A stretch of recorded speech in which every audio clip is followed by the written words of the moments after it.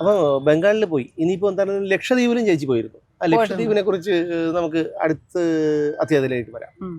അപ്പോൾ തൽക്കാലം ഇപ്പോൾ ഇവിടെ നിർത്താം. അവര് മാറി, പക്ഷെ നമ്മൾ മാറിയിട്ടില്ല. നമ്മൾ അവരെ ഇപ്പോഴും പറയുന്നു അവരെ സേവ് ചെയ്യാനാണ്. അവിടുത്തെ ഒരു ഇത് കണ്ടത്, അവിടെ സ്ത്രീകൾക്കാണ് സ്വാതന്ത്ര്യം. സ്ത്രീ എന്ന് വെച്ചാൽ സ്ത്രീകൾക്കാണ് സ്വത്ത്, പുരുഷന്മാരെ കല്യാണം കഴിച്ചു കൊണ്ടുവരികയാണ്. അപ്പൊ ഈ തെങ്ങിനും അതുപോലെയുള്ള മരങ്ങൾക്കൊക്കെ കാവ്യം അടിച്ചിരിക്കുന്നു, എല്ലാം കാവ്യവൽക്കരണമാണെന്ന് പറഞ്ഞതിനെ കുറിച്ച് ഞാൻ അവരോട് ചോദിച്ചപ്പോൾ ഇത് ഞങ്ങളെ തെറ്റിദ്ധരിപ്പിച്ചതല്ലേ, പിന്നെയല്ലേ മനസ്സിലായി ഇത് ഈ മരത്തിന് ബ്യൂട്ടിഫിക്കേഷൻ വരുത്തുന്നതിനോടൊപ്പം തന്നെ മരത്തിന് പ്രൊട്ടക്ഷനും കൂടിയാണ്. എന്തോ ഒരു മരുന്നും കൂടി ഇട്ടിട്ടാണ് അത് ചെയ്യുന്നത്. ആസാമിലെ ഒരു റെയിൽവേ സ്റ്റേഷനിൽ ഇതുപോലെ കിടക്കുമ്പോൾ തന്നെ അവിടെ ഉള്ളവർ തന്നെ സൂക്ഷിക്കണേ എന്ന് പറഞ്ഞതാ.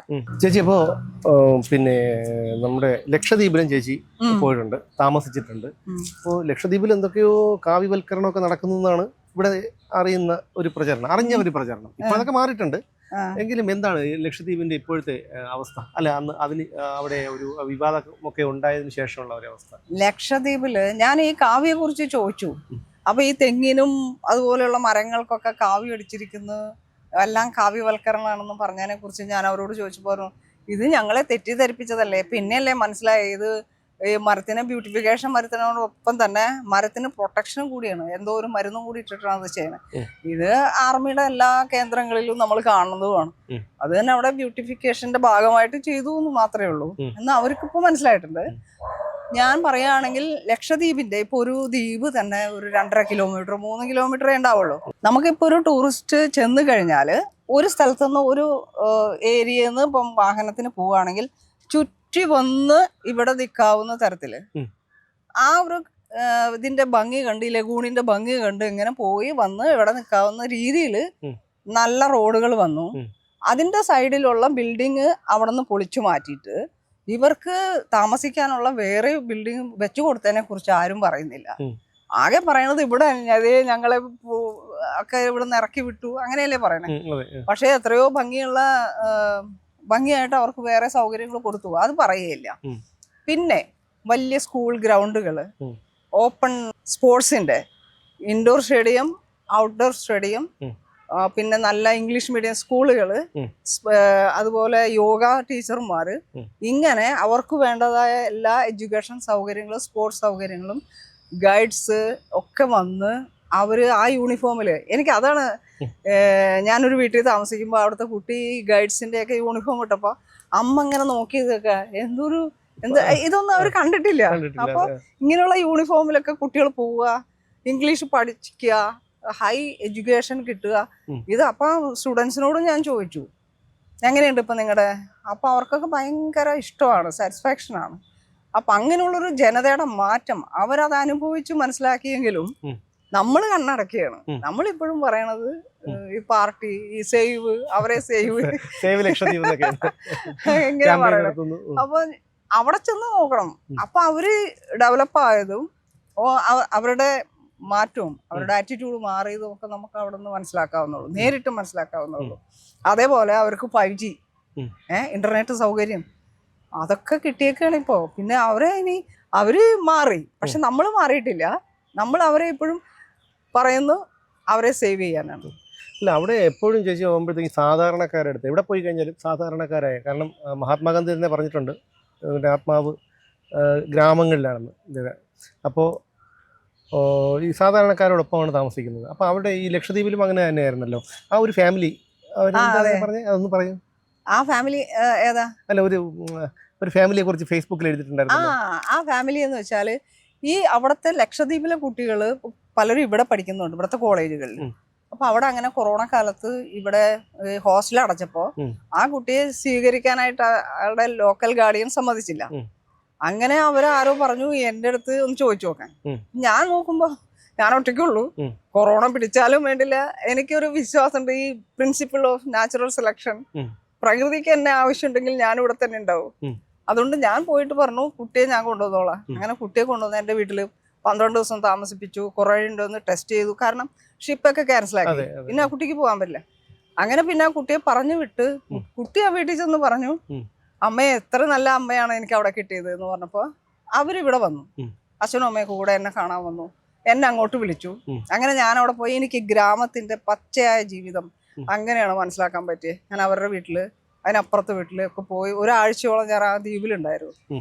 ആ ദ്വീപിന്റെ മാത്രം ഡെവലപ്മെന്റ് മതിയല്ലോ നമുക്കെല്ലാം മനസ്സിലാക്കാം. കാരണം ചെത്തലാത്ത് എന്ന് പറഞ്ഞാൽ വളരെ റിമോട്ടായ ഒരു ദ്വീപാണ്. അവിടെ പോലും ഇത്രയും വലിയ സ്കൂളും ഈ സ്പോർട്സും ഈ യോഗയും ഈ ഗൈഡ്സും ഒക്കെ വരിക എന്ന് പറഞ്ഞാൽ മറ്റുള്ള ദ്വീപും അങ്ങനെ തന്നെ ആയിരിക്കുമല്ലോ. ബംഗാരം കൽപ്പേനിയും ഒക്കെ പണ്ടേ ഡെവലപ്പാണ്. ഇതൊക്കെ എന്ന് പറഞ്ഞാൽ വളരെ ഡെവലപ്മെന്റ് ചെല്ലാത്തൊരു സ്ഥലമായിരുന്നു. അതുപോലെ ഇത്രയും നല്ല സ്കൂളുകളും അവരെല്ലാം മാറി. പക്ഷെ നമ്മളാണ് ഇപ്പോഴും ഈ പറഞ്ഞ റോഡുകളും ശരി ഒരു പോലീസ് സ്റ്റേഷനേ ഉള്ളൂ. ശരിക്കും പറഞ്ഞാൽ അതൊന്നും ഇല്ല അവിടെ ഗ്രാമത്തില്. മാത്രല്ല പ്രത്യേകം എനിക്ക് പറയാനുള്ളത് അവിടെയുള്ള പെണ്ണുങ്ങൾക്കൊക്കെ ജോലിയായി. കുടുംബശ്രീ, പിന്നെ തൊഴിലുറപ്പ്, ഇതൊക്കെ അവിടെ വന്നു. അവിടുത്തെ ഈ ലക്ഷദ്വീപിന്റെ തനതായ ഫുഡുകൾ ഉണ്ടാക്കി അത് വാങ്ങാൻ അവിടുത്തെ പഞ്ചായത്തില് കൊണ്ടു കൊടുത്താൽ മാത്രം മതി. ബാക്കി സൗകര്യങ്ങളൊക്കെ ഇവര് അടുപ്പും അങ്ങനെയൊക്കെ ചെയ്തു കൊടുത്തിട്ടുണ്ട്. അപ്പൊ അവിടെ ഈ മീനിന്റെ നെയ്യ്, നമുക്ക് മീനെണ്ണ ഗുളിക, അതിന് പകരം അവിടെ അതിന്റെ നെയ്യ് ഇങ്ങനെ ക്രീം പോലെ ആക്കിയിട്ട് അത് പ്രൊഡക്റ്റ് പുറത്തേക്ക് കൊടുക്കുന്നുണ്ട്. പുറത്ത് കൊടുക്കുകയാണ് അവര് ചെയ്യണേ. അത് ഭയങ്കര നല്ല ടേസ്റ്റുമാണ്. അത് എന്തില് ചേർത്താലും നമ്മളെന്തോ ഒരു ഇത് ചേർക്കുമല്ലോ, അതുപോലെ ഒരു ടേസ്റ്റ് മേക്കറും കൂടിയാണ് അത് ഈ സാധനം. അതൊക്കെ അവിടെ പ്രൊഡക്റ്റ് ഉണ്ടാക്കുന്നു, മീനുകൾ ഉണക്കി വിൽക്കുന്നു, ഇങ്ങനെയുള്ള പിന്നെ തനതായ പലഹാരങ്ങൾ എന്നെ കാണിച്ചു തന്നു. തേങ്ങ കൊണ്ടുണ്ടാക്കുന്ന, പിന്നെ ചൊറുക്ക, വെളിച്ചെണ്ണ, ഇതെല്ലാം ഉണ്ടാക്കി കുടുംബശ്രീ കൊടുക്കുകയാണ്. അങ്ങനെ പെണ്ണുങ്ങൾക്ക് എല്ലാവർക്കും വരുമാനമായി. അതുകൊണ്ട് അവരിപ്പോ വളരെ തൃപ്തരാണ്. അവിടുത്തെ ഒരു ഇത് കണ്ടത്, അവിടെ സ്ത്രീകൾക്കാണ് സ്വാതന്ത്ര്യം. സ്ത്രീ എന്ന് വെച്ചാൽ സ്ത്രീകൾക്കാണ് സ്വത്ത്, പുരുഷന്മാരെ കല്യാണം കഴിച്ചു കൊണ്ടുവരികയാണ്. അങ്ങനെയുണ്ട്. അപ്പൊ അവർക്ക് ആ ഒരു രീതി ലക്ഷദ്വീപിന് മാത്രമാണോ? എനിക്കറിയില്ല. ലക്ഷദ്വീപിലാണ് ഇപ്പൊ കാണുന്നുള്ളൂ. പണ്ട് മരുങ്ങമക്കത്തായോ അങ്ങനെ ഒരു സംഭവം ഉണ്ടായില്ല. അത് അവിടെ ഇപ്പൊ ഉണ്ട്. അവിടെ ഇപ്പോഴും അത് തന്നെയാണ്. സ്ത്രീകൾ കല്യാണം കഴിച്ച് പുരുഷനെ കൊണ്ടുവന്ന് സ്ത്രീകളുടെ പേരിലാണ് സ്വത്തുക്കളും കാര്യങ്ങളൊക്കെ ഉള്ളത്. അതുകൊണ്ട് അവർക്ക് കുറച്ചും കൂടി ധൈര്യവും, അവര് ഭർത്താവിന് ചെറിയൊരു വിധേയത്വം ഉണ്ടോന്ന് പോലും എനിക്ക് സംശയം തോന്നി. മുസ്ലിംസ് ആണെങ്കിൽ പോലും അവർ വളരെ ഇങ്ങനെ ഒരു സിസ്റ്റം ഉള്ളത് കൊണ്ട് അവരുടെ പേരിലാണ് സ്വത്തുക്കളൊക്കെ കിടക്കുന്നത്. അതിന്റെ ഒരു ഇത് അവർക്കുണ്ട്. സ്ത്രീകളുടെ പേരിൽ തന്നെയാണ് സ്വത്തുള്ളത് കൊണ്ട് അവർ ആ ഒരു കെയറിങ് എപ്പോഴും ഉണ്ടാവും. അപ്പൊ എന്തായിരുന്നാലും ഇനിയിപ്പോ അടുത്ത് ലക്ഷദ്വീപിലേക്ക് ഉടനെ ഉണ്ടോ യാത്ര? എപ്പോ വേണമെങ്കിലും പോവാൻ. ഞാനൊരു സഞ്ചാരിയാണ്. എനിക്ക് എപ്പോഴാണോ പോകുന്നത് അപ്പൊ പോക്കാണ്. അല്ല, ഈ സഞ്ചാരി എന്ന് പറയുമ്പോഴേ എപ്പോ നോക്കിയാലും, ഞാൻ എപ്പോ വിളിച്ചാലും ഞാൻ അങ്ങനെ വിളിക്കാറില്ല. എന്തെങ്കിലും ഒരു ആവശ്യം ചോദിക്കാനോ അല്ലെങ്കിൽ സംശയത്തിനോ ഒക്കെ ഏടെയും വിളിക്കുമ്പോൾ എടാ ഞാനിവിടെ ഇല്ല കേട്ടാ, ഞാൻ ലക്ഷദ്വീപിലാണ്. ഞാൻ ഫേസ്ബുക്ക് നോക്കും ആദ്യം എവിടെയാണെന്ന്. അപ്പോഴത്തേക്ക് ചിലപ്പോൾ 5-6 ദിവസം മുമ്പൊക്കെ ഇരിക്കും. അപ്പൊ ഞാൻ ചിലപ്പോൾ വന്ന് കാണും എന്ന് വിചാരിക്കും. ഞാനിവിടെ കാശ്മീരിലാണ്. ചേച്ചി എന്നെ പറഞ്ഞ് ഇപ്പൊ വരുന്നല്ലോ, നേരത്തെ ആയില്ലേ ഈ വിഷയം കാരണം? ഞാന് ഫാമിലി വന്നുകൊണ്ടാണ്, അവരെന്നെ നിർബന്ധിച്ചു കൊണ്ടുവന്നത്. അല്ലെങ്കിൽ ഞാൻ ഒരാഴ്ച എല്ലാ സ്റ്റേറ്റിലും പോയിട്ടുണ്ട്.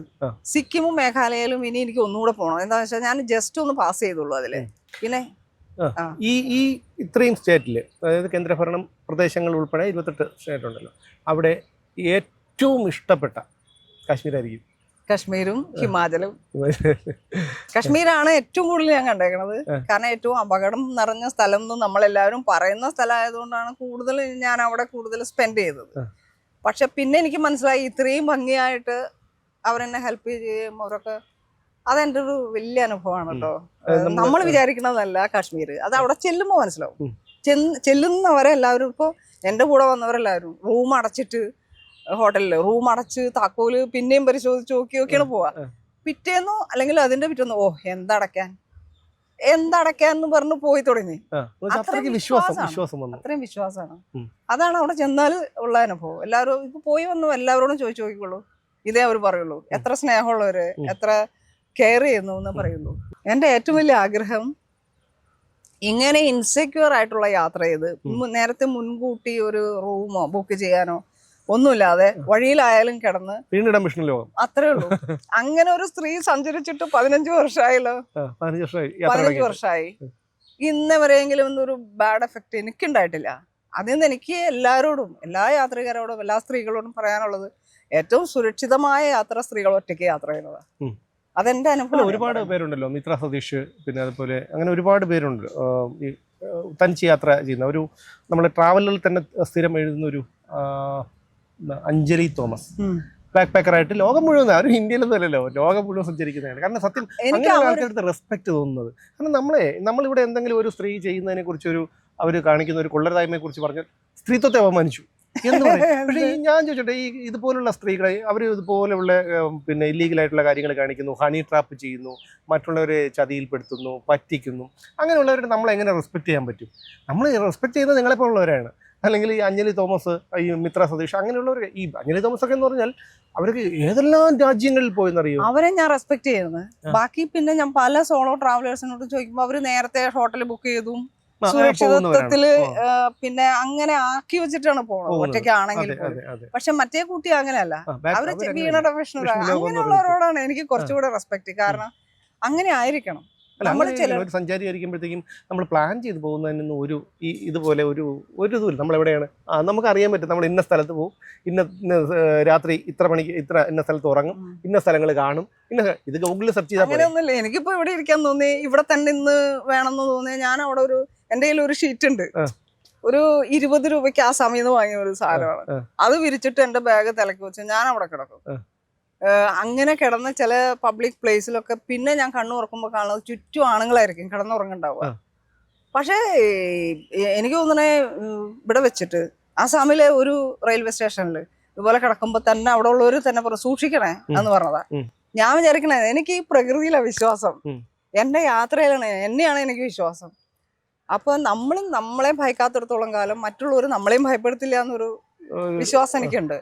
പിന്നെ നമ്മുടെ യാത്രയിൽ ഒരു വിശുദ്ധി ഉണ്ടായിരിക്കുക, നമ്മുടെ ലക്ഷ്യബോധം ഉണ്ടായിരിക്കുക.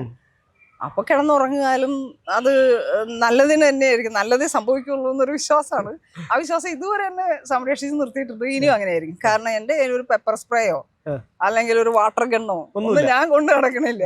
എന്റെ ഈ ചിരിയും ഈ ഒരു സമാധാനമുള്ള ജീവിതവും മാത്രമേ മുന്നിലുള്ളൂ. അപ്പൊ ആ സമാധാനം തന്നെ മുമ്പിൽ വരുന്നവർക്കും കിട്ടുമെന്ന് എന്റെ വിശ്വാസം. കാരണം ഞാൻ ഗുജറാത്തിൽ താമസിക്കുമ്പോൾ 4 ആണുങ്ങൾ മാത്രമുള്ള ഒരു വീട്ടിലാണ് ഒരു ദിവസം താമസിച്ചത്. അതിലൊരാൾ എൻ്റെ സുഹൃത്താണ്. സുഹൃത്ത് എൻ്റെ അടുത്ത് പറഞ്ഞു, നിനക്ക് എപ്പോൾ വേണമെങ്കിലും സ്വാഗതം ഇവിടെ, പക്ഷേ ഞങ്ങൾ 4 ആണുങ്ങളുള്ളൂ, നിനക്ക് പേടിയില്ലെങ്കിൽ ഇവിടെ വന്നോ.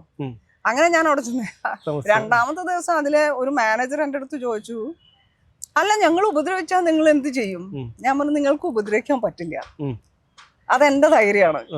ഇപ്പൊ കത്തിയും കൊണ്ട് ഒരാളെന്നെ കുത്താൻ വന്നാലും അയാൾക്ക് കുത്താൻ പറ്റില്ല എന്നാണ് എന്റെ വിശ്വാസം. നിങ്ങൾ കുത്തി നോക്ക്, അപ്പൊ നമുക്ക് നോക്കാം. അപ്പൊ അയാൾ ഒരു ധൈര്യം സമ്മതിച്ചിരിക്കണേ. അതാണ് ആറ്റിറ്റ്യൂഡെങ്കിൽ പിന്നെ ആർക്കും ചെയ്യാൻ പറ്റില്ല. മരണത്തിനോട് ഭയമുള്ള ആൾക്കാര് നമുക്ക് ധീരൻ ഒരു തവണയെ മരിക്കുള്ളൂ, അല്ലെ? ധീര് പലതവണ മരിക്കും. അപ്പൊ അതുകൊണ്ട് അതൊന്നും അല്ല, ചേച്ചി പറഞ്ഞതുപോലെ വലിയൊരു ഫാക്റ്റാണത്. പ്രപഞ്ചത്തിനൊരു ശക്തിയുണ്ട്. നമ്മൾ ആരെയൊക്കെ മറച്ചു പിടിച്ചാലും, നിയമത്തെ മറച്ചു പിടിച്ചാലും, എന്ത് മറച്ചു പിടിച്ചാലും നമ്മൾ ഈ പ്രപഞ്ച ശക്തിയെ ഒളിക്കാൻ നമുക്ക് കഴിയില്ല. അതിന് ഏറ്റവും നല്ല മാർഗം, നമ്മൾ 100% പെർഫെക്റ്റ് ആയിരിക്കാൻ ഒരു മനുഷ്യനും കഴിയില്ല. 75% പെർഫെക്റ്റ് ആയിരിക്കാം. കർമ്മം അതിൽ വിശ്വസിക്കുക, കർമ്മം നന്നായിരിക്കുക. അതെ, അത് നമ്മൾ എൻ്റെ ജീവിതത്തിൽ നിന്ന് ഞാൻ പഠിച്ച ഒരു പാഠമാണ്.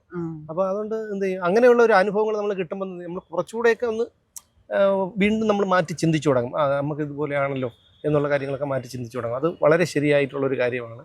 എന്തായാലും ഇനിയും ഒരുപാട് യാത്രകൾ ചെയ്യാനും ഒരു സഞ്ചാരി എന്നുള്ളൊരു ഒരു എന്താണ് പേര്, രാജനന്ദിനി എന്നുള്ളൊരു പേര് അടയാളപ്പെടുത്താൻ കഴിയട്ടെ എന്ന് ആശംസിക്കുന്നു. Thank you.